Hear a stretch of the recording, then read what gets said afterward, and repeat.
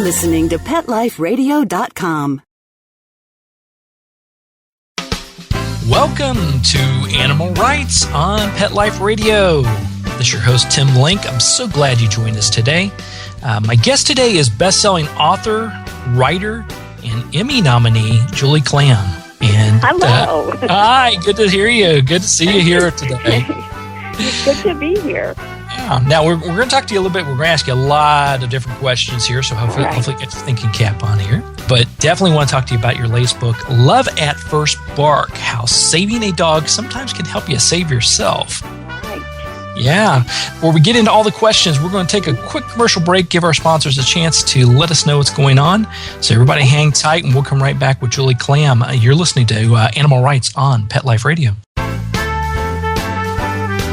Sit. Stay. We'll be right back after a short pause. Well, 4 to be exact. Buster, you're telling me my dog food products can't go on your shelves? That's right. Didn't pass one of my Petco certified nutrition checklists. Sorry, Wayne. Who made these checklists? Geniuses. Very smart guys. Well, it's good enough for most grocery stores. Do you see cheese puffs on my shelves? Mayonnaise? Soda pop? No. That's because I ain't running no grocery store, Wayne. Your pets will get better nutrition, I guarantee it. Petco, where the healthy pets go. Go to PetLifeRadio.com/Petco and get $6 off your order of $60 or more and up to 40% off hundreds of items at Petco. PetLifeRadio.com/Petco. Dyson. The new Dyson Animal Vacs are powerful bagless upright vacuums for homes with pets. Air muscle and radio root cyclone technology generates the strongest suction power to powerfully remove dust, dirt, and pet hair from the home or car. To order your Dyson Animal Vac, go to PetLifeRadio.com/Dyson. PetLifeRadio.com/Dyson to order your Dyson Animal Vac today. Dyson. Music to your ears. Hi, this is Ken Jones from the new Prince of Ponds podcast. You are listening to Pet Life Radio. I invite you to come get your feet wet at Prince of Ponds. My show is all about ponds, fountains, waterfalls, and all the critters that live in a water garden. Join me here on Pet Life Radio where I answer your questions. Go ahead, splash me.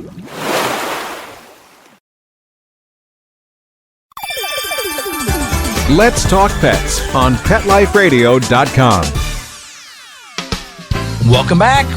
You're listening to Animal Rights on Pet Life Radio. This is your host, Tim Link, and I'm here with author, writer, and Emmy nominee Julie Klam with her newly released book, Love at First Bark. Julie, welcome to Animal Rights on Pet Life Radio. Thank you so much for having me. Yeah, our pleasure. Now, it's a great book, great stories. I'll have to ask you later about some of the things in here about your husband, because being deeply involved in a rescue, I know how that is. The question. It's the first question everybody wants to know about. They want to know if he's for real and all that kind of stuff. Yeah, but yeah, we'll save it for later. There you go. Teaser there. But tell us a little bit about the book. Tell us about Love at First Bark. Love at First Bark is a collection of a few stories of things that had happened to me when I was promoting my last book, You Had Me at Woof. It was something that I was sort of, I was so conscious of dog things in my life at the point that the other book came out. And I sort of decided that while things were going on, I was going to write them down, and then sometime in the future, I would, hopefully have another book. And I ended up writing it, and it's a shorter book, but it's a book, and it's basically it's a continuation of You Had Me at Woof in that it's my personal experiences with rescue stories. These are rescue stories that affected me personally in a different way. The first story is about when my husband and I were sort of going through a really rough time, and we found this pit bull abandoned, tied to a street sign, and we sort of spent the day working together to figure out what to do with this dog. I mean, we were outside with it for the whole day, and in that we were working together, and it was a really good thing for us. It was a sort of a very different thing when I rescue Boston Terriers, and pretty much you rescue a Boston Terrier, you get them vetted and see how they are. You put their picture on Vet Finder, and then 25 people want to adopt them. With pit bulls, we couldn't get a shelter, and we were trying to find rescue shelters.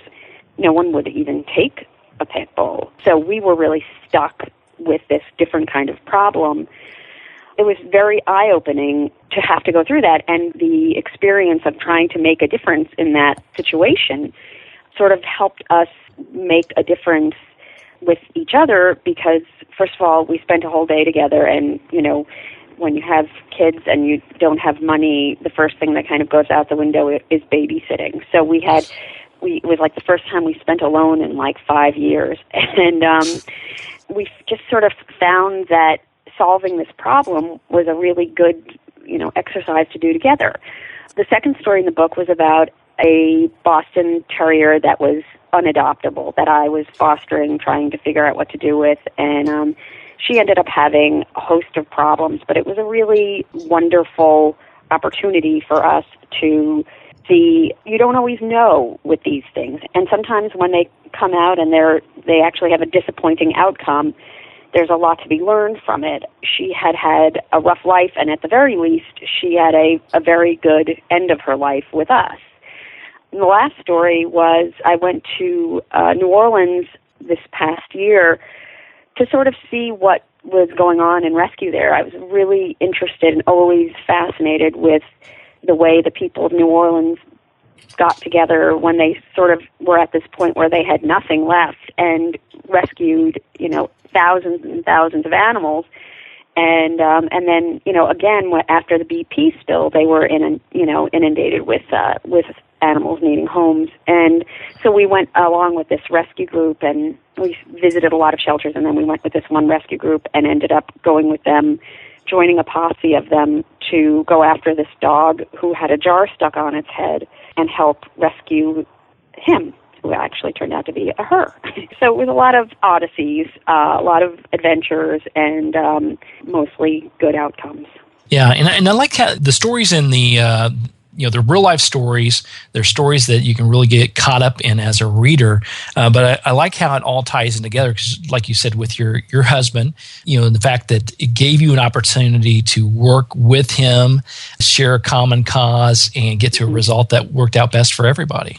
Yeah, it was, that's something that, there's so many things that happen in our lives and people's lives that you don't have control over, or things that are going wrong that you can't make right yet. Your job isn't what you want it to be, your home isn't what you want it to be, your relationships aren't what you want it to be, and, you have this, it's a very frustrating state to be in when you're walking around not being able to accomplish anything.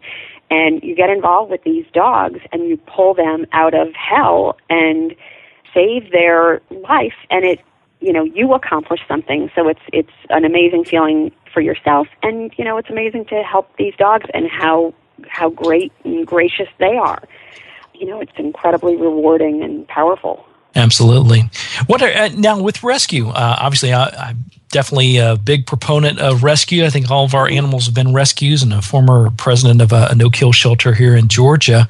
So definitely work with a lot of rescue groups. And I know how I got involved in it was a little getting my feet wet and then working my way up quickly from there. Tell us a little bit about your history of how you got involved with rescue. Well, my first dog that I had as an adult was a rescue, a Boston Terrier named Otto, and he was sort of the dog love of my life. And I felt like getting him was the most amazing thing that ever happened to me. I felt like having him turned me into a grown-up. I could be responsible and depended on and take care of this creature, and also compromise because I loved him so much. I just wanted to, do what was right for him. And when I was pregnant, I'd had him for 8 years, and when I was pregnant, he passed away. And it was so devastating, but it was something that I was very sick during my pregnancy, and obviously there wasn't much I could do about anything at that point. And so when my daughter was about 2.5, I contacted the Boston Terrier Rescue Group and said, I don't know how much I can do. I have a little kid, but I want to help somehow. And the rescue director said, you can't foster because you have a little kid and we don't know about the dogs.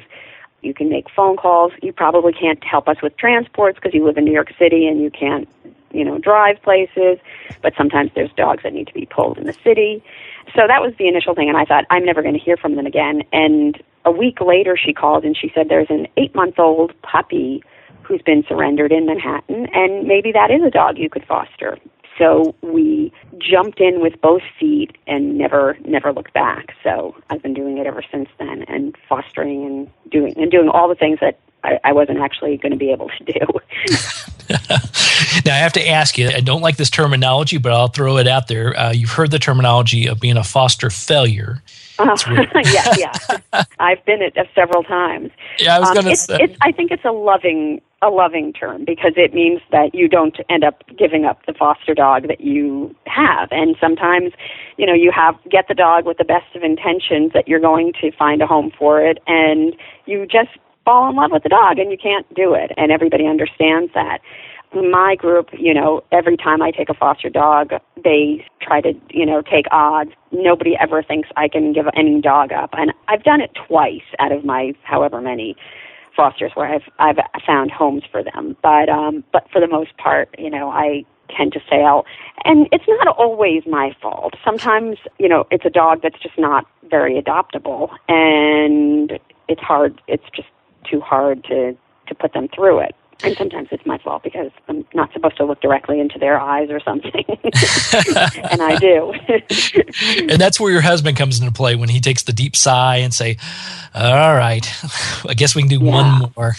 Oh, yeah. I mean, it's like, it's not his thing. It's definitely my thing. I'm the one, I'm the dog crazy in this family, but he is very supportive of what I do. And I have brought in, an unending amount of chaos.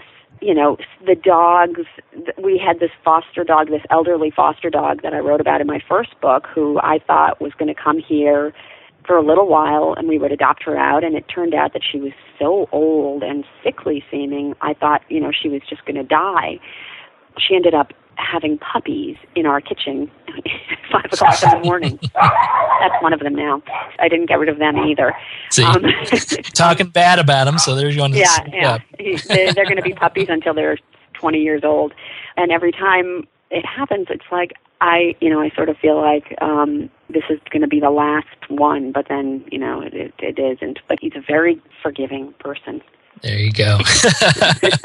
It's always good to support your spouse, and for us husbands, we need as many brownie points as we can get. I know. So all the rescue people, all the rescue women that I talk to always tell me something that I run home and tell him, it could be worse. I could be rescuing mules, or, I met this woman who had 12 Cocker Spaniels in her house. I said, 12? I mean, that's all, we have nothing compared to that. And exactly. I don't think it really helps, but.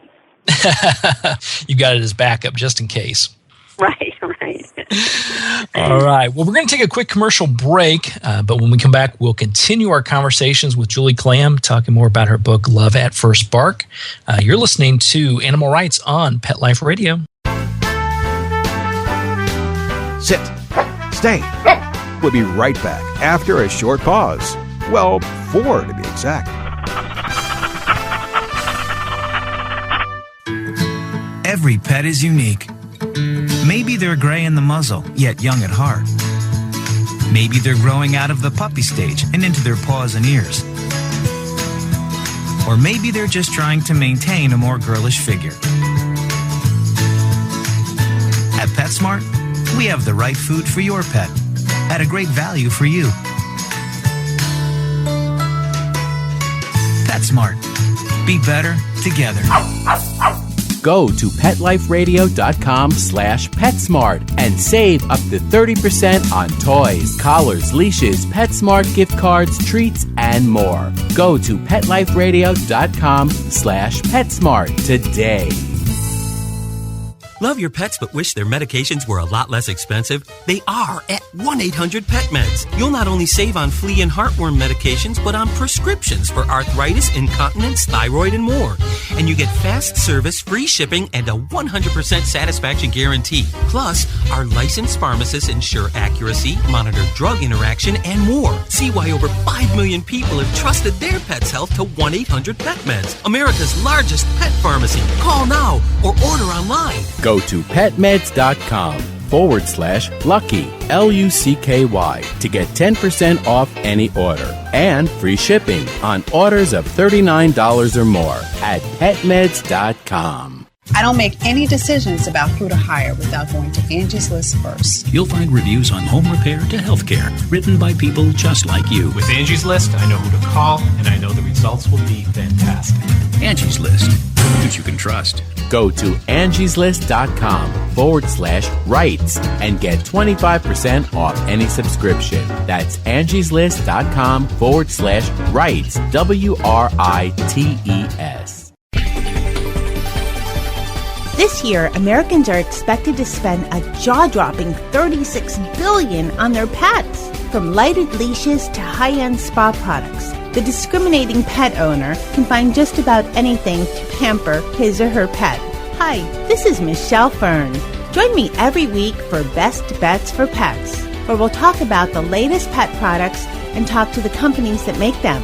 Best Bets for Pets, every week, only on PetLifeRadio.com.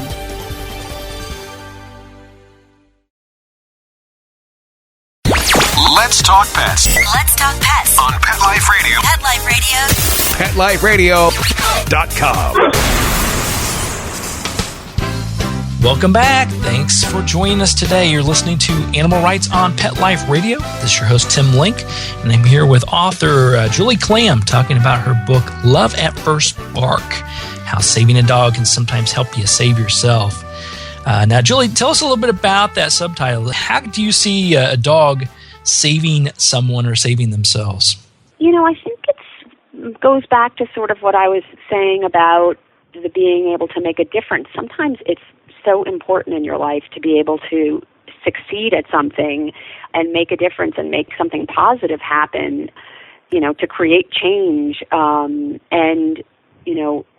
So I tend to feel that way when I pull a dog out of a bad situation and I take them here and, give them love and tell them they're safe and, we work on finding a great home for them. And then, there's this huge feeling of doing this wonderful accomplishment.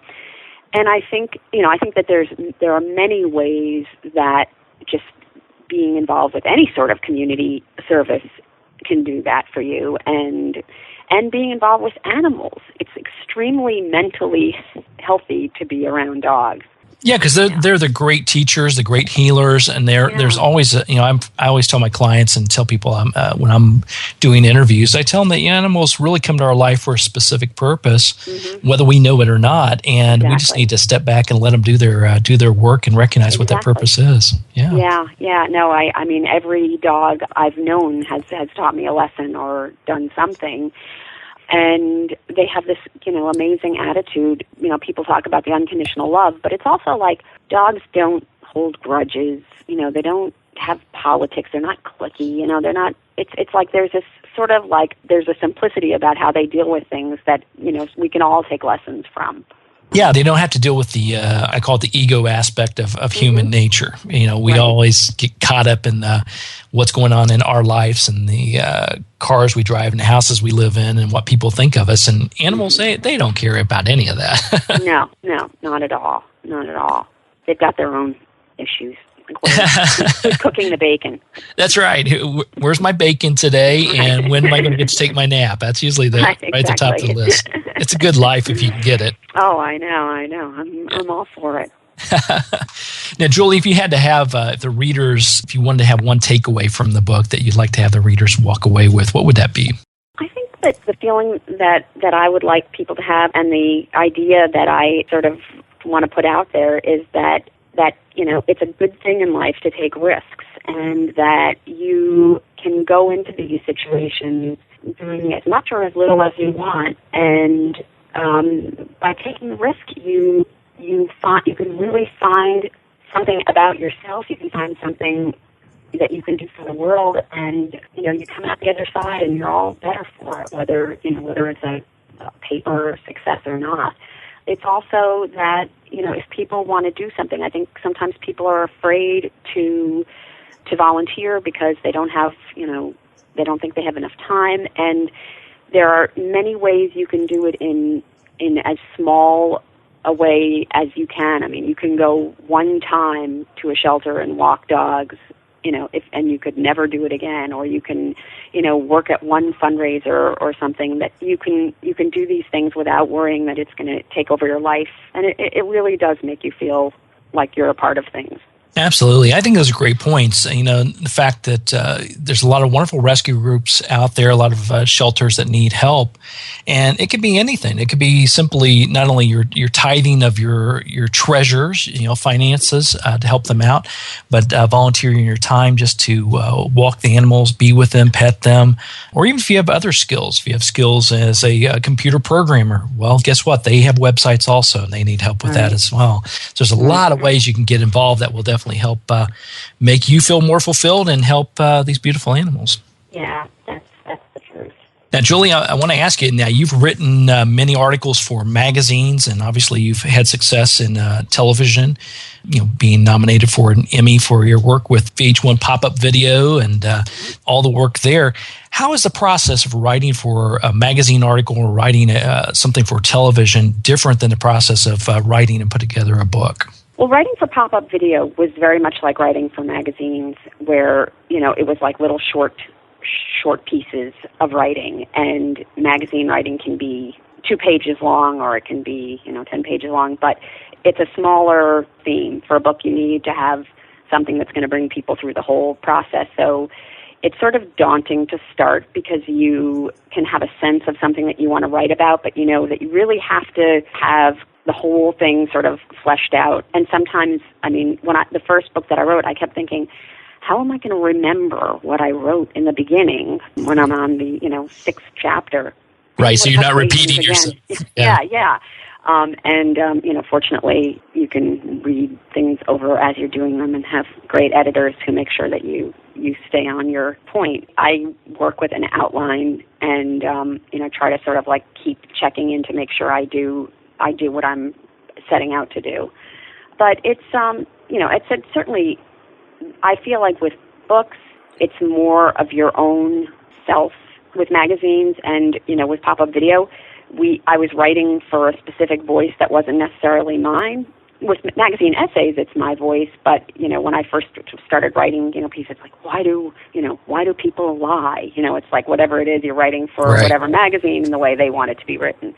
And the thing about writing essays and writing memoir is that it's my own way of saying something. Even if it sounds funny to somebody else, I don't have to change it. Yeah, and I think that's an important part of it, the fact that you're writing from your heart. These are experiences you've had and things that have touched your life and touched your heart. So in the book, it gives us a chance not only to meet the animals that have come into your life, but also your family, as well as your take on things, and get to know you a little bit better as well. Right, yeah. Well, that's what I hope to do, sort of give everybody a little bird's eye view of the crazy life that I'm living. There you go. They don't have to do it. And you did a fine job of it, so I think you did great work with it. Thank you. Now, Julie, where can people learn more about you and learn more about the book, Love at First Bark? I have a website, and it's JulieKlam, KLAM.com, and there are some videos on there that we did for the book that are funny and enjoyable to watch, and more about Love at First Bark. And my first dog book, You Had Me at Woof, is out in paperback, and it's on there too. So there's a lot of information there. You have a Facebook account as well? I'm on Facebook. I'm on Twitter. I'm everywhere the internet goes. So you can find her on there. There you go. So you can find out more about Julie by going to julieklam.com. That's KLAM, and pick up a copy of the book, Love at First Bark. And while you're at, pick up a copy of the first book, too, You Had Me at Wolf. That's another great book you can put together. So big kudos on all that. Oh, thanks so much. We appreciate you being on the show today. And like I said, book's available nationwide. It's called Love at First Bark, How Saving a Dog Can Sometimes Help You Save Yourself. So that's a great book. Good job, Julie. We appreciate it. And thanks for coming on Animal Rights on Pet Life Radio. Thank you so much. Take care. Take care. Well, we're coming to the end of the show today. I'd like to thank all the listeners for listening to Animal Rights on Pet Life Radio. I also like to send a big thank you to our sponsors and producers for making the show possible. To find out more about me, Tim Link, and the other guests and other interviews that I've had, you can always visit the Animal Rights tab on Pet Life Radio. Go to PetLifeRadio.com. Click on Animal Rights. You can download this show and other shows there, and also read the blog that I have to get all kinds of helpful hints and tidbits and helpful advice. And while you're at it, make sure you check out all the other shows and hosts that we have on the network. A lot of great information there, a lot of great shows that you can download. It's PetLifeRadio.com. If you have any questions, comments, or ideas for the show, please feel free to drop me a line. You can email me at tim@PetLifeRadio.com. It's tim@PetLifeRadio.com. And I'll be glad to answer your questions, entertain your comments, and get the people you want the most on this show. So until next time, write a great story about the animals in your life, share it in a blog, article, or in a book. And who knows, you may be the next guest on Animal Rights on Pet Life Radio. Thanks for joining us. Let's Talk Pets, every week on demand, only on PetLifeRadio.com.